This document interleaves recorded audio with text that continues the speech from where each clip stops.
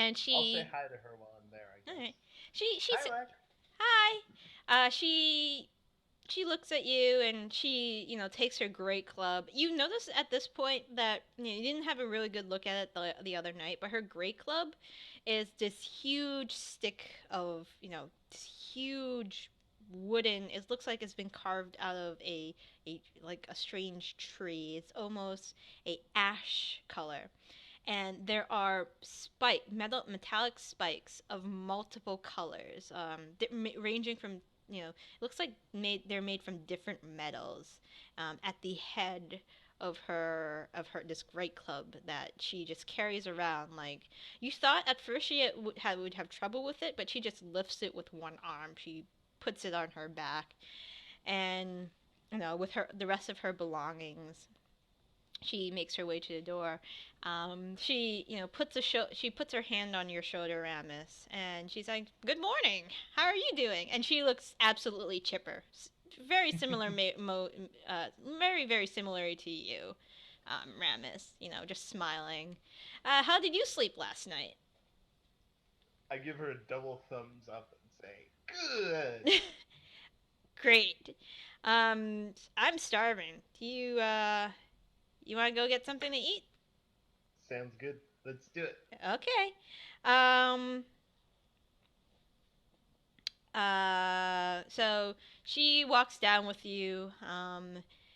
She sits herself at a similar table. The same table she slept at.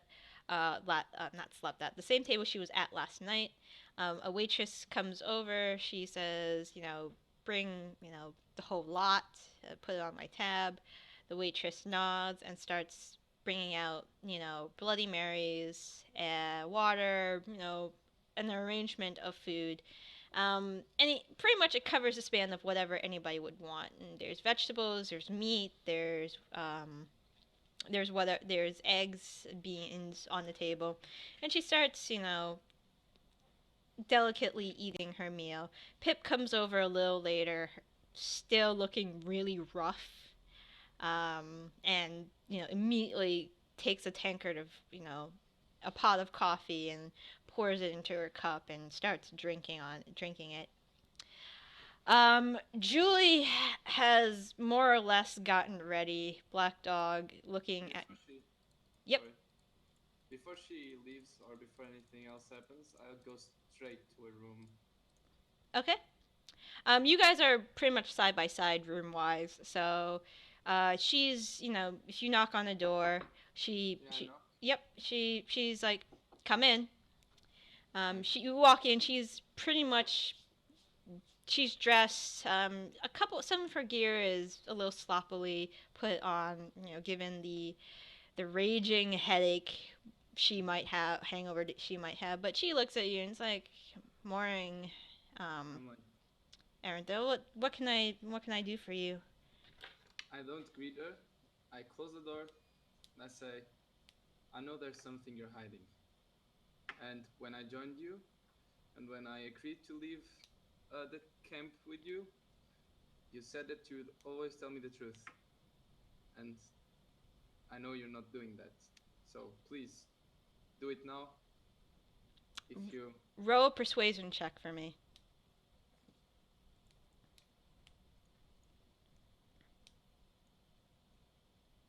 Nice. All right. She looks at you and she says, "What would you like me to tell you? I mean, what do you think I'm hiding?" I know you're not. There's something you're not telling me about our fellow cleric friend that we just picked up. I I remember his face. I was hoping you wouldn't. She motions you to sit on the bed with her. Um, she takes a seat and she says, "When I was 8 years old, I met Lek for the first time. I was taken in by a group of adventurers who I had tried to steal from, and they luckily were headed to Wingfall, where the orphanage is that Lek uh, that Lek is elite that Lek is in charge of. I, when she saw me, she immediately knew that I had to go to Maru, to the commune. She recognized my talents immediately. So I stayed there for a little bit, and then she sent me off with these adventurers to the western continent, to Malat, where we are from. When I was 13, I was put into my first major battle. I helped that group of adventurers kill a cultist of Vecna. But that's not exactly what you're looking for. You're looking for, why does our great leader have a portrait of her former party on her wall? Let's say With that's exactly what I'm asking about. And you do know that there are a lot of marks on his part of the picture, so to say. Yeah, Maru in her youth held a lot of anger, and I understand why.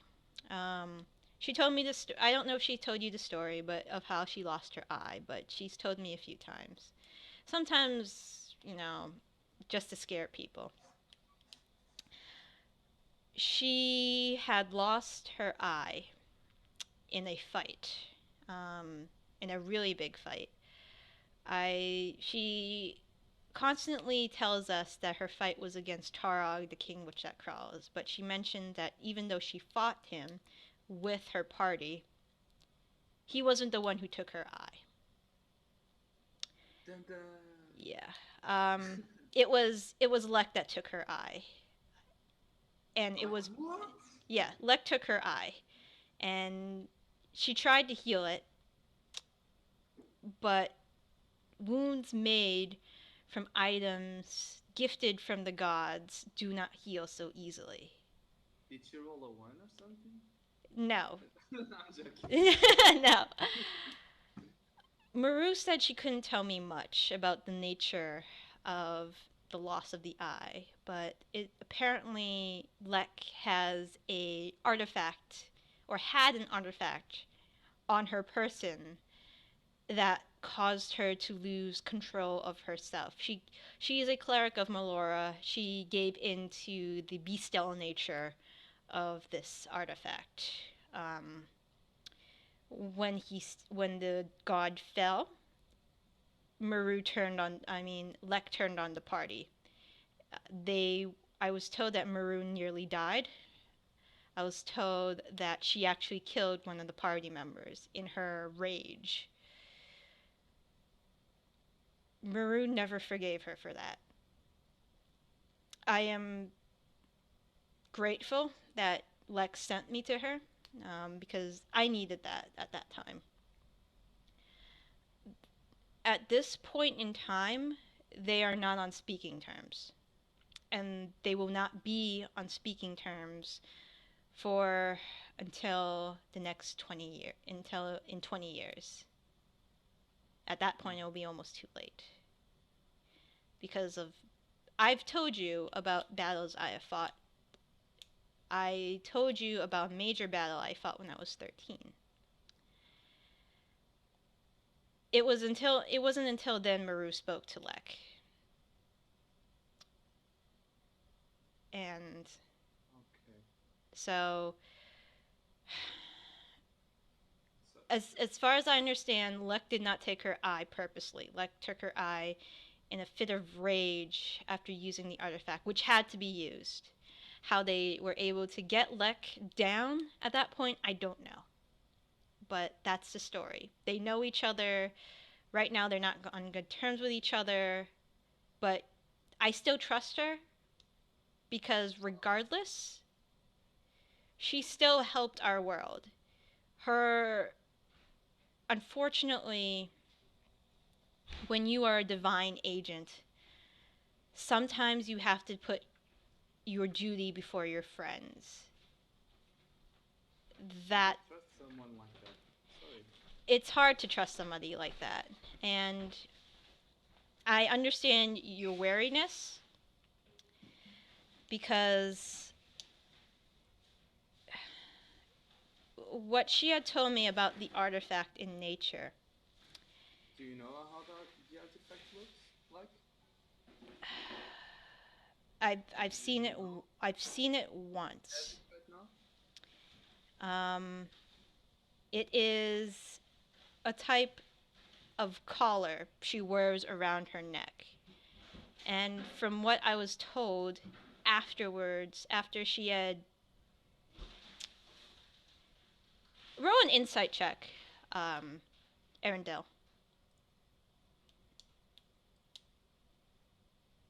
All right, you're not sure what she pauses before she says the next thing, and then she says, "I don't think I can tell you that. She shouldn't know what happens to her in the future. But that item is a last resort. It was only after Maru told me that she understand why she did it, and looking back on the combat, like they would have all died if she didn't use the item at that point. And she knew the risks. And I remember her telling me that Lek told them to kill her if she got too out of control. Unfortunately, because you have friends, they tried to restrain her before that had to happen. They were successful, except a couple people were lost, and they couldn't be brought back. I get up and I say, it saddens me that you're not ready to tell me the whole story. And I open the door. All right. Not She crying. I'm like, Master. she bows her head and she says, I do it for the good. I do it for my duty. I am sorry, Earendil." As you walk out, she doesn't seem to move from the bed. Um, Black Dog kind of trots out with you, Earendil, Mm-hmm. kind of giving her some alone time currently. Um, Winnow, Ironwood, and Cat's Paw are pretty much had gotten breakfast. Well, Cat's Paw definitely got breakfast before you guys because he's bright-eyed, bushy-tailed. Literally, if you want to take it like that, because he just transforms into like a freaking cat and just a big panther-like creature and just trots down the stairs and comes back up with like a big hunk of fresh meat.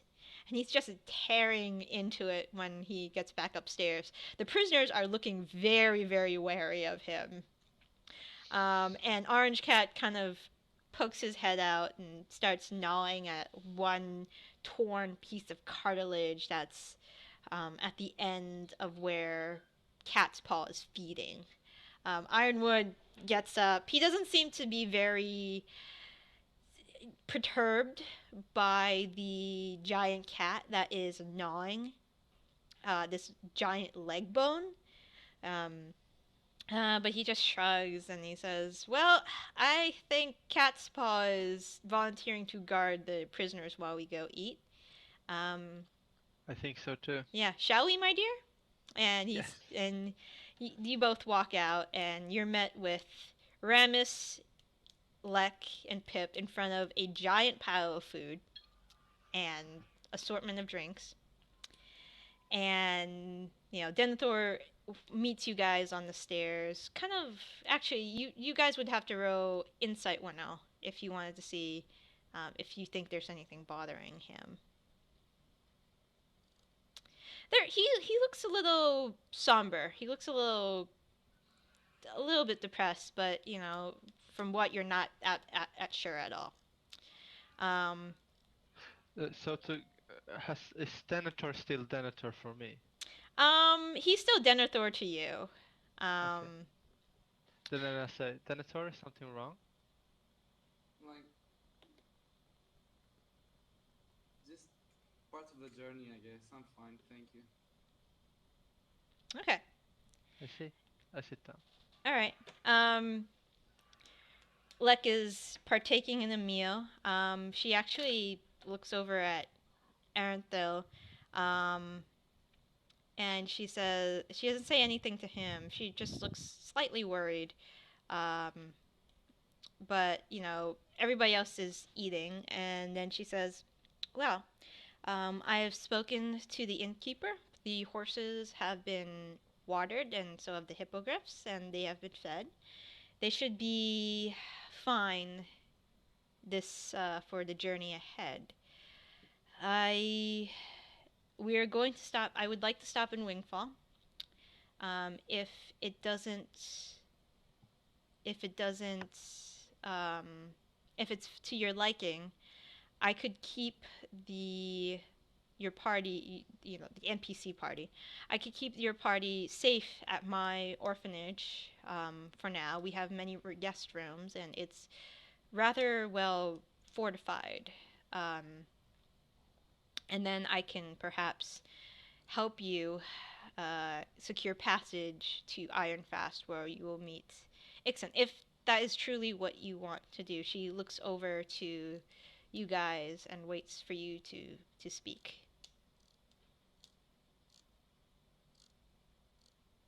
I look at the party. So what do you say? I have nothing against that. Okay. Okay. And you, Rogue, she looks at you. You're probably stuffing your face at this point, Ramus. Yeah. But All I right. do pull them aside as soon as I can. Okay. Um. That is Winil and Ramus, of Okay. course. I The am. other I am going. non-player All right. characters. I am going to go to the stable boy. She says, and talk to him and have him get our stuff ready for outside. Pip, would you like to come with me? And Pip, you know, wipes her mouth with her sleeve, and it's like, right away, Lady Lek, and she hops off her chair and kind of trots behind um, Lek. You've noticed at this point, Ironwood says that he will go outside to talk to the animals too to make sure they're ready and good for this trip, and then Black Dog, looking at you, gives you kind of an quizzical look, and then trots back upstairs to see how Julie is doing. You three are, well, probably along with Akros and um, the others. You three are currently alone at the table. I'm like, so there's something I need to tell you. And I hope you understand that me sharing this piece of knowledge with you kind of puts me in a tough position. But still, as I'm no hypocrite, I will tell you what I have learned in the past days. So it turns out that this so called Lady Black, I believe, um, actually has a anger management issue. And it seems that when she needs to go to her last resource source of power, she goes berserk and she starts killing everyone. And I don't know how you guys feel about it, but I'm not very comfortable with someone like that by my side. If my life depend yeah, comes to depend on her, I'm not very comfortable with that. In the worst English possible, I present problem. I can outrun her. I'm good. Do you feel that she's a threat to the party, or that it's just a possibility? It's definitely just a possibility. She isn't evil in heart, you know. It's just that she can't control her divine powers, I guess, when it comes to using the last resource, the F bomb, I guess. She has an artifact that she uses and that gives her power, but it also strips her from her conscious, I would say.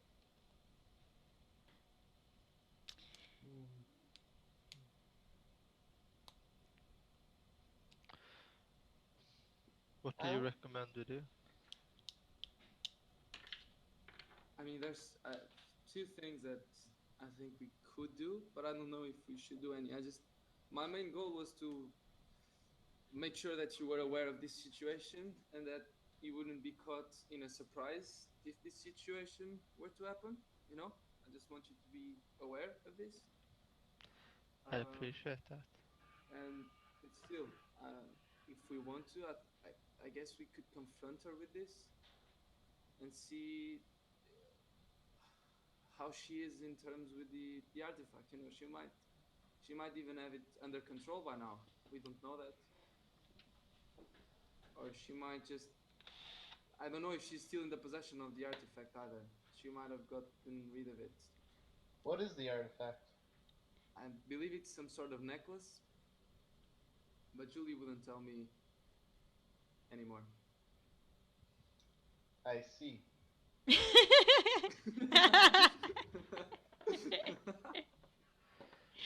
Well, I think it's a lot of maybe in this, so I would recommend we wait and see if something happens, and we will be ready in that I case. nod respectfully. And if it does, we can run away.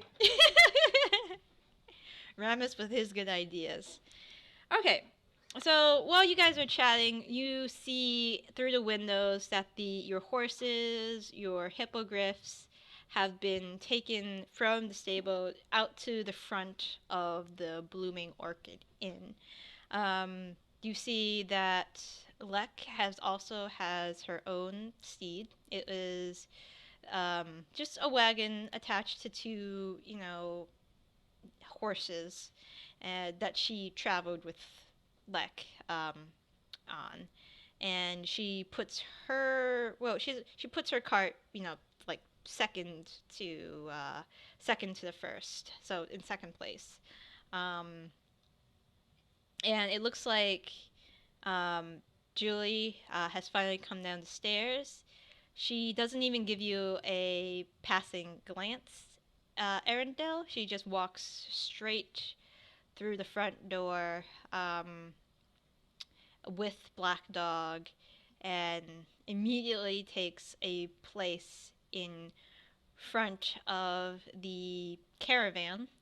Lyle is also with her, um, kind of mumbling. It looks like he's mumbling to himself, being have to put next to this human woman. And you see the druids kind of arrange themselves. Actually, Cat's Paw has elected to take the form of an eagle, and he is currently perched on Ironwood's shoulder, kind of just his head darting to and fro with these sharp eyes that look taking in his journey.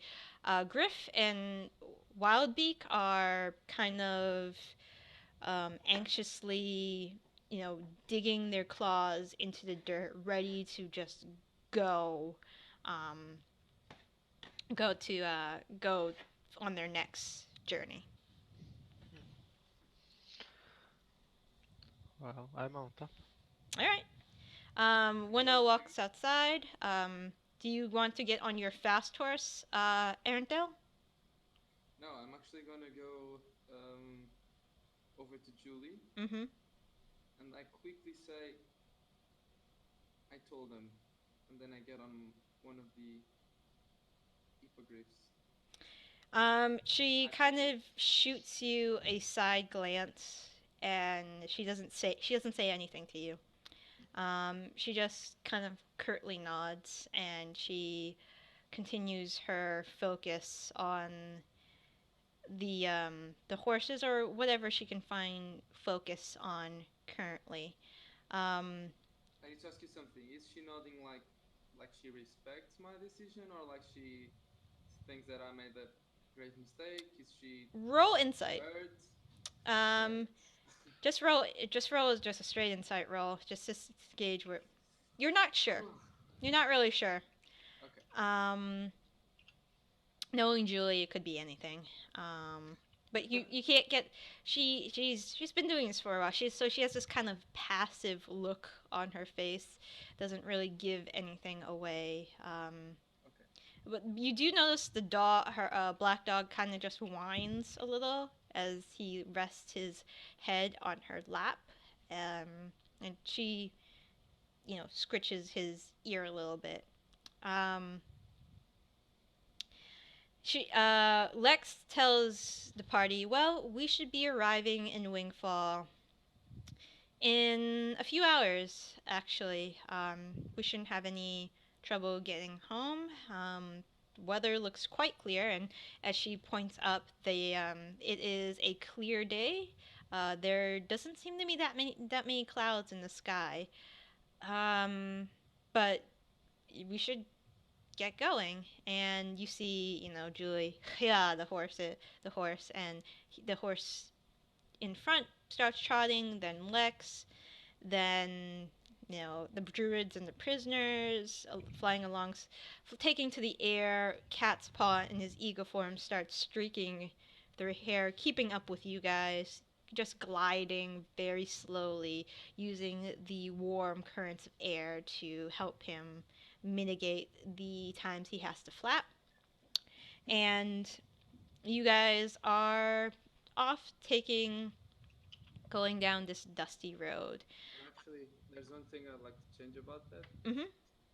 I'd actually like to be on my fast horse and be scouting on the ground while Winil is scouting on the skies, I believe. All right, Wano, are you okay with that? Yeah, I'm okay with that. All right. Is the other hippogriff just flying next to me then? Yeah, he'll keep pace next to you, recognizing you as the alpha. Um, and when if you fly one way, Griff will also fly the same way. Cat's paw is just hovering overhead. Um, and though you are on your fast horse, so you guys, Yeah, and I'm going ahead, right? Like, yes, you can go ahead slightly. All right.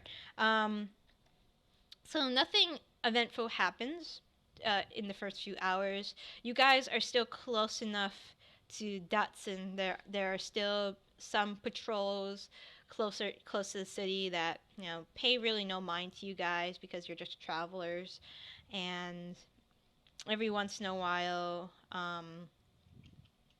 Pip uh, Pip gets out a string instrument. It looks like a miniature lute, and just start strumming on it very, very quietly. um, Kind of like if an instrument can hum. That's kind of what it's doing. It's not that loud, so she's just strumming very, very slowly this uplifting tune.